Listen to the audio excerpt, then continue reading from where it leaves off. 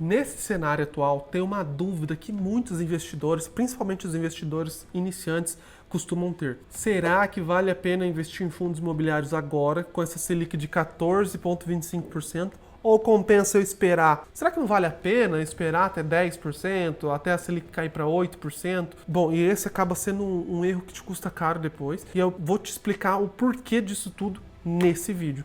Então, se você não quer perder essa oportunidade, fica até o final do vídeo. Bora lá! Bom, primeiramente, eu sei que essa é uma dúvida que trava muita gente de mexer na carteira, de mexer nos investimentos, ficam com muito receio, né? E por quê, né? O que acontece? Bom, primeiramente, falando aqui do nosso cenário atual. Hoje a gente está com uma taxa de juros muito alta, né, uma Selic de 14,25%, muito por conta do descontrole da inflação do nosso país, né? Então a gente está com uma inflação muito alta, muito descontrolada, acima do teto da meta, né? E por conta disso, a taxa de juros, né, é uma forma de tentar corrigir essa rota, de controlar essa inflação. Então por isso que a gente está com uma taxa Selic muito alta, com previsão de continuar subindo, né? E aí o que acontece? Muitas pessoas neste momento estão surfando a onda dos ativos de renda fixa. E tá tudo certo. E é um bom momento para aproveitar a renda fixa mesmo. Mas uma dúvida que as pessoas têm é: será que vale a pena investir em fundos imobiliários agora? Poxa, tem fundos imobiliários pagando 8%, 9%, 10% ao ano. Para que eu vou investir nisso agora? Será que não compensa eu esperar a taxa Selic cair para começar a investir em fundos imobiliários? E aí que tá o erro, né? E aí que tá o engano de muitas pessoas. O cenário atual é excelente para investir em renda fixa,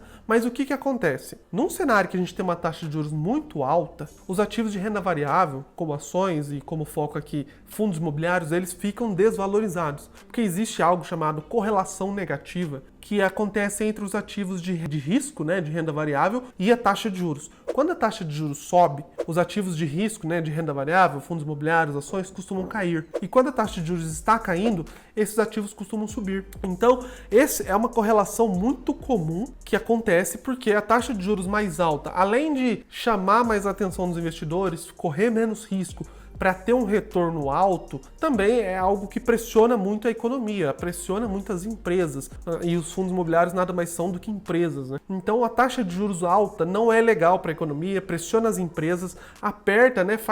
É por isso que o próprio nome já diz aperto monetário, né? Quando eles estão subindo a taxa de juros. É aperto monetário de fato, porque pressiona muito a economia e as empresas. Tá? E, como eu falei, também tem essa migração das pessoas da renda variável lá para a renda fixa para correr menos risco e ter um alto nível de retorno. E o que acontece quando o cenário é oposto? Quando a taxa de juros começa a cair, e aí é o que a gente chama de afrouxamento monetário, né? Que é quando ela começa a ter essa queda na taxa de juros, é quando começa a ter incentivo para a economia crescer. Então as empresas, os fundos imobiliários que são empresas têm mais incentivo para começar a crescer, expandir negócios e tudo mais, e os investidores de renda fixa costumam começar a migrar, procurar outros ativos de risco. Porque atualmente a gente tem uma Selic muito confortável para investir. Poxa, mais de 1% ao mês, 14% ao ano, né? Então o pessoal prefere não correr tanto risco em renda variável. E faz sentido esse pensamento. O problema é, se você for esperar a taxa Selic cair para 7% ou 8%,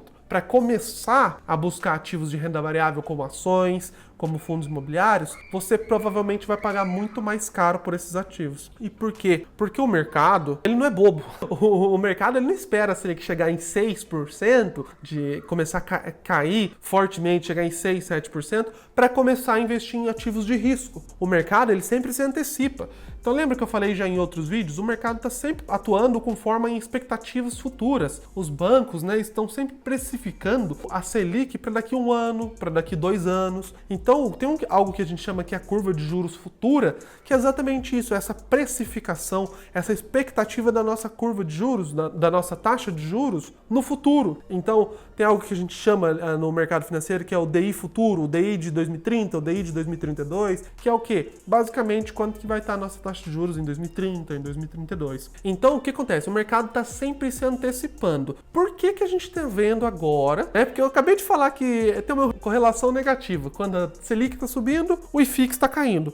Poxa, Neto, mas por que o IFIX está subindo junto com a Selic, né? O que acontece? Só nesses primeiros meses do ano, o IFIX teve uma forte recuperação de mais de 8%. E o que acontece? Por que ele está subindo junto com a Selic? Porque o mercado já está prevendo um início de corte de juros. A gente já está prevendo a Selic não vai continuar aumentando por muito tempo. É diferente quando a gente estava no meio do ano passado e a gente estava com uma Selic de 11% ali perto de agosto, setembro, outubro do ano passado e prevendo que ela ia aumentar muito até patamares de 14%, 15%, mas ainda não estava próximo desse ponto final. Então não sabia o que poderia acontecer até lá. Agora a gente já está chegando num patamar final, né, um patamar terminal que o pessoal chama da taxa Selic, que era uma previsão de chegar a 15,25%. Então a gente já está bem próximo. Agora já teve até novos ajustes, novas expectativas que não passe de 15%, né? Aí cada casos varia um pouquinho, né? Ou 15, 15,25, 14,75.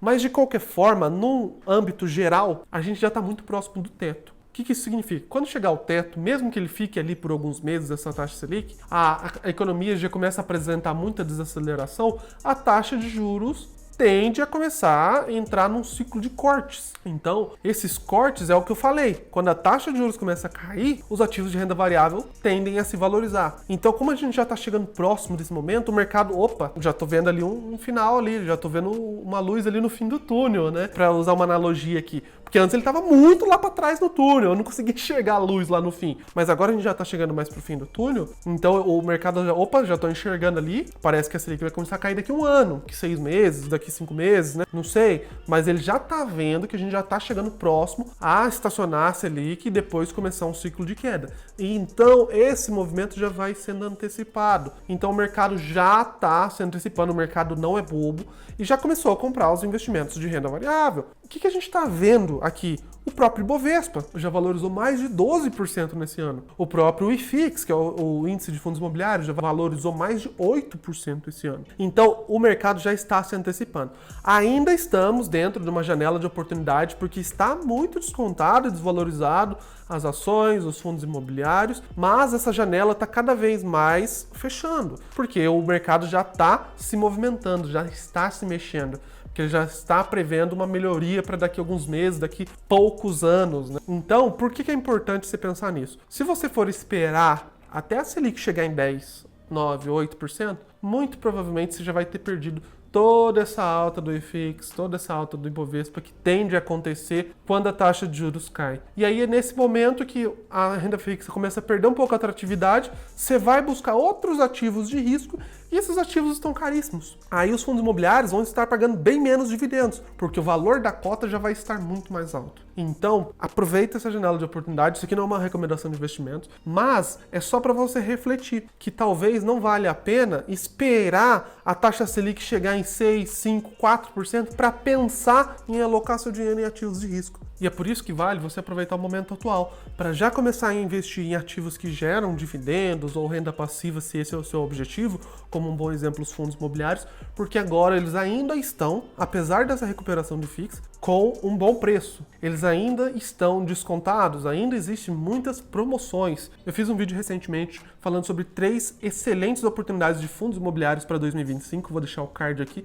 caso você queira olhar um pouco mais em detalhes em alguns ativos que estão sendo recomendados por grandes casas, por especialistas, tá? Mas reflita que este é um momento de oportunidade, que a renda variável, a renda de risco está muito descontada e que logo esse cenário vai começar a inverter. Com o início da queda de juros e quanto mais próximo a gente estiver desse momento, mais caro vai começar a ficar os ativos de renda variável, porque o mercado está sempre se antecipando e você deveria se antecipar também, né? Não estou falando para você sair alocando tudo em fundos imobiliários ou tudo em ações e tirar tudo da renda fixa. Não é isso. Eu acredito numa filosofia de asset allocation, né? A alocação de um portfólio. Então, você tem que ter a alocação do portfólio de acordo com o seu perfil de investidor, mas separando entre as classes. Então, é por isso que é bom sempre estar ponderando e sempre aproveitando oportunidades, janelas de oportunidades como essa. Então, bom, esse foi um resumo do porquê que você deve olhar com carinho para o momento atual, não perder muito tempo. Se você quer aproveitar essa janela de oportunidade que já está se fechando, começou já ali no ano passado, já estava uma boa janela, ela agora está se encurtando